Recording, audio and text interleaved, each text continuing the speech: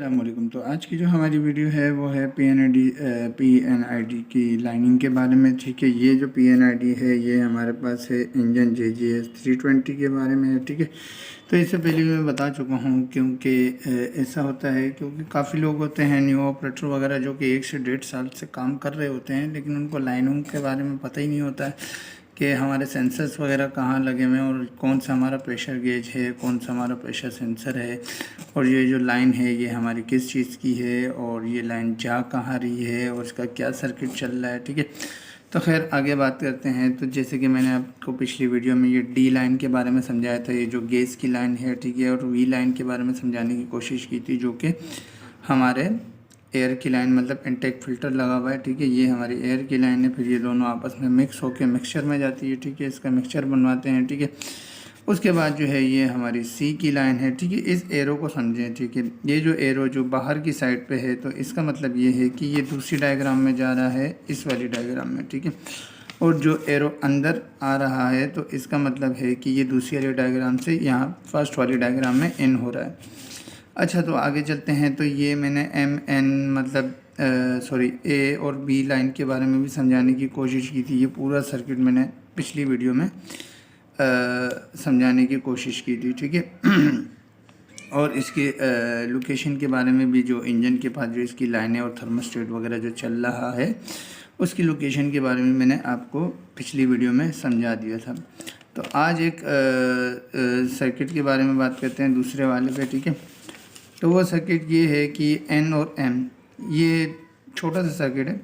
अब जो लाइन इस डायग्राम में जो आ रही है, ये जो आप एरो का निशान देख रहे हैं, ठीक है, तो हमने सबसे पहले इसको ट्रेस आउट करना है। ठीक है, तो ये लाइन आएगी यहाँ से, ये आएगी। ठीक है, यहाँ से आई तो ये हमारी कोर है। ठीक है, ये पूरी की पूरी हमारी कोर है। कोर के अंदर हमारे 2 स्टेजेस चल रहे हैं। ठीक है, फर्स्ट स्टेज के बारे में हमने बात कर ली थी, तो अभी ये जो सेकंड स्टेज है आफ्टर कूलर का, ये वो रह गई थी। अच्छा, तो यहाँ से लाइन जब हमारी आउट होती है तो आउट होके यहाँ से यहाँ गई, यहाँ से यहाँ गई और यहाँ से ये बाहर आउट हो गई। ठीक है, अब जब बाहर आउट हो गई तो इसका मतलब है कि ये हमारी सेकंड डायग्राम में चली गई। तो ये है हमारी सेकंड डायग्राम। ठीक है, पहले तो मैं आपको इस बॉक्स के बारे में बता देता हूँ। तो ये जो बॉक्स है, इस बॉक्स का मतलब ये है कि ये हमारी फर्स्ट डायग्राम है। ठीक है, जैसे कि इसमें लिखा हुआ है DCBA। ठीक है, फिर उसके बाद जो है NMJI। ठीक है, अब यहाँ भी मैं आपको बता देता हूँ, ये देखें DCNMABJI। ठीक है, V इसलिए नहीं है क्योंकि ये यहाँ पे इनटेक फ़िल्टर से इसकी शुरुआत होती है, तो वहीं ये जाके मिक्सचर में जाके मिक्सअप हो जाता है। अच्छा, तो इस लाइनों के बारे में बात करें। जब ये लाइन N की लाइन जब हमारी आउट हुई तो ये कहाँ गई, तब इस बॉक्स को देख लेते हैं। तो यहाँ क्या है कि हमारी NM की लाइन है। ठीक है, जब ये यहाँ से N की लाइन आउट होती है तो ये हमारा फ्लेक्सिबल पाइप है। उसके बाद यहाँ से जब हम आगे चलते हैं तो ये यहाँ आती है, फिर उसके बाद जो है ये यहाँ से, इस लाइन के बारे में बात करता हूँ। ठीक है, ये यहाँ से यहाँ गई क्योंकि ये हमारी हॉट लाइन है। हॉट लाइन मतलब जब आफ्टर कूलर से वो टेम्परेचर जब उठाता है, जब पानी गर्म हो जाता है, तो ये लाइन हमारी यहाँ आती है और यहाँ से एक वेल्व लगा हुआ है। ठीक है,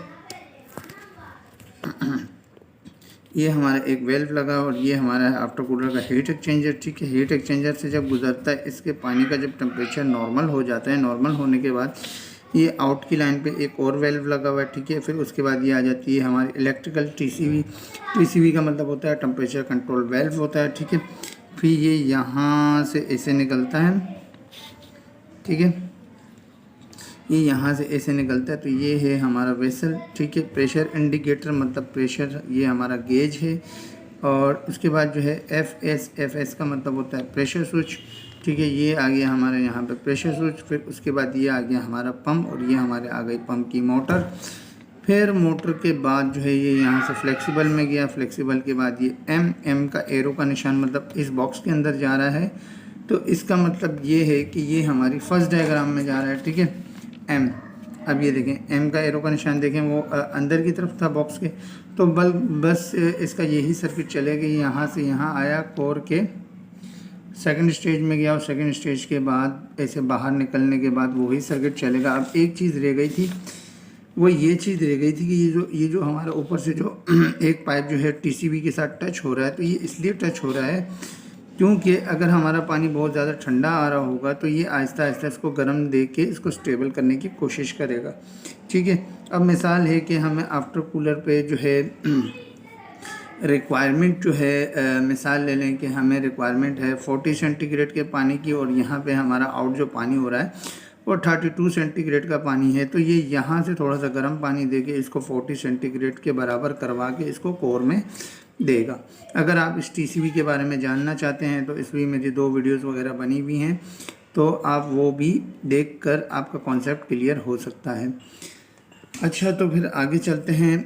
तो फिर एक ये वाला आ जाता है, ये हमारा ओपन सर्किट आ जाता है। ठीक है, ये वाला। अब ये तो हीट एक्सचेंजर हो गया आफ्टर कूलर। अब जो आफ्टर कूलर को भी तो जाहिर बात है इसके पानी को एक्सचेंज करने के, इसके टेम्परेचर को कंट्रोल करने के लिए भी हमें एक और सर्किट की ज़रूरत पड़ती है। अच्छा, खैर यहाँ से ऐसे हुआ। अब इस हीट एक्सचेंजर में जाहिर बात है जब ये गर्म पानी आया तो इसने इसका जब टेम्परेचर लिया, जब ये इसका टेम्परेचर लेगा तो ये यहाँ से सीधा आउट होगा। सीधा आउट होने के बाद ये हमारा जाएगा कूलिंग टावर में। ये हमारा कूलिंग टावर, ये हमारा मोटर है, ये उसकी फ़ैन है और ये पानी का लेवल बता रहा है। ठीक है, अच्छा, तो ये हमारा कूलिंग टावर में जाके ऊपर से शावरिंग करवाएगा। शावरिंग करवाने के बाद ये ठंडा हो जाएगा। ठंडा होने के बाद जो है जब ये यहाँ से आउट होने लगेगा तो ये हमारा एक वेल्व है। वेल्व के बाद एक और वेल्व आ जाता है। ठीक है, ये हमारा मेन वेल्व है। ये स्ट्रेनर से पहले का वेल्व है, ये स्ट्रेनर के बाद, तो ये हमारा स्ट्रेनर आ गया। स्ट्रेनर के बाद का वेल्व है। फिर उसके बाद जो ये हमारी सर्कुलेटिंग पम्प आ गया, ये उसकी मोटर आ गई। फिर यहाँ से जाने के बाद ये हमारा हीट एक्सचेंजर में चला जाएगा। तो ये बस ऐसे ही घूमता रहेगा। इसको बोलते हैं हम लोग ओपन सर्किट और इस सर्किट को हम लोग बोलते हैं क्लोज सर्किट। अच्छा, अब बिल्कुल इसी तरीके से जैसे कि मैंने आपको फर्स्ट डायग्राम में बताया था कि जो ए बी का सर्किट है ये हमारा जो है जैकेट वाटर का है। तो जैकेट वाटर का तो यहाँ से हीट एक्सचेंजर से कंप्लीट हो गया। उसके बाद ए बी जो था ये हमारा दूसरे से सेकंड डायग्राम में जा रहा था। तो इसको भी ज़रा ट्रेस आउट कर लेते हैं। तो ये हमारा ए आ गया, ये हमारा बी आ गया। अब जो लाइन वहाँ से फर्स्ट डायग्राम से जो आउट हो रही थी तो इसको भी ट्रेस कर लेते हैं। तो ये जो है ये जब आउट होगा तो फ्लेक्सिबल पाइप में जाएगा। फ्लेक्सिबल पाइप में जाने के बाद ये सीधा जाएगा कूलिंग टावर में। ठीक है, ये सीधा जाएगा कूलिंग टावर में। कूलिंग टावर में ये शावरिंग करवाएगा। शावरिंग करवाने के बाद ये ठंडा होगा। ठंडा होने के बाद मेन वाल्व में जाएगा। ठीक है, फिर मेन वेल्व के बाद ये यहाँ से बाहर निकलेगा। ये फर्स्ट स्ट्रेनर से पहले जो है एक हमारा वाल्व आ गया, स्ट्रेनर के बाद एक हमारा वेल्व आ गया। उसके बाद फिर ये नीचे आएगा तो ये हमारा सर्कुलेटिंग पम्प है। फिर पंप के बाद जो है ये हमारा वेल्व आएगा। ठीक है, अच्छा, पंप के साथ भी कुछ ये लिखे हुए हैं तो ये भी बता देता हूँ। PI मतलब प्रेशर गेज आ गया। फिर इसके आउट में एक और प्रेशर गेज आ गया। NS का मतलब है कि मोटर, मोटर मतलब सर्कुलेटिंग मोटर। ठीक है, अच्छा, यहाँ से जाने के बाद जो है ये दोबारा जो है ये हमारे हीट एक्सचेंजर में जाएगा। जैसे कि फर्स्ट डायग्राम में इसका आफ्टर कूलर का हीट एक्सचेंजर जो है वो हमारा सेकंड डायग्राम में और इसका हीट एक्सचेंजर हमारे फर्स्ट डायग्राम में।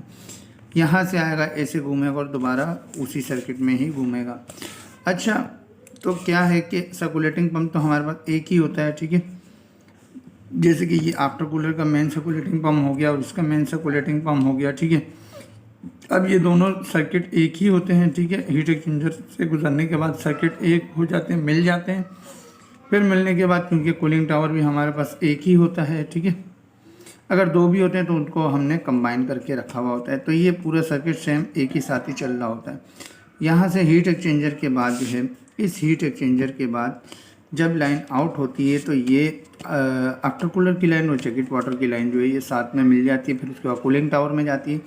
फिर कूलिंग टावर के बाद जो है जब वापसी आती है तो अपने अपने हीट एक्सचेंजर से घूम जाती है। तो एक और छोटा सा सर्किट है, बिल्कुल मामूली से सर्किट है, तो वो रह गया था तो वो भी मैं बता देता हूँ। जैसे कि हम फर्स्ट डायग्राम में जाते हैं। हमने इससे पिछली वीडियो में सी लाइन को भी ट्रेस किया था। तो ये बड़ी सिंपल लाइन थी। जब हमारे एग्जॉस्ट आता है और टेम्परेचर टर्बो चार्जर में जब जाता है, टर्बो चार्जर की टर्बाइन में, तो यहाँ से आउट होता है। आउट होने के बाद क्योंकि ये हमारी सी की लाइन है तो आउट होने के बाद ये जाता है हमारी सेकंड डायग्राम में। ठीक है, तो सेकंड डायग्राम में ज़रा चलते हैं। तो ये आ गई हमारी सेकंड डायग्राम। तो यहाँ पे जो हमारे पास सी है, इस सी को देख लेते हैं। जब सी फर्स्ट डायग्राम से हमारी आउट हुई तो ये फ्लेक्सिबल बेलो आ गई। उसके बाद यहाँ गया तो ये हमारा सलेंसर आ गया। सलेंसर के बाद ये सीधा गई हमारी तो ये सीधा गई हमारी चिमनी में, ठीक है। तो फ़िलहाल ये छोटा सा सर्किट था, और इसके अलावा जो है मैं आपको इसकी लोकेशन के बारे में भी बताने की कोशिश करूँगा। और इस सीरीज़ को कंप्लीट करने के बाद जो है फिर से इलेक्ट्रिकल थ्योरी वगैरह पे या थोड़ी बहुत मैकेनिकल थ्योरी पे भी बात करेंगे। तो आज की वीडियो हमारी फ़िलहाल यहीं तक ही थी। तो मिलते हैं नेक्स्ट वीडियो में। अल्लाह हाफिज़।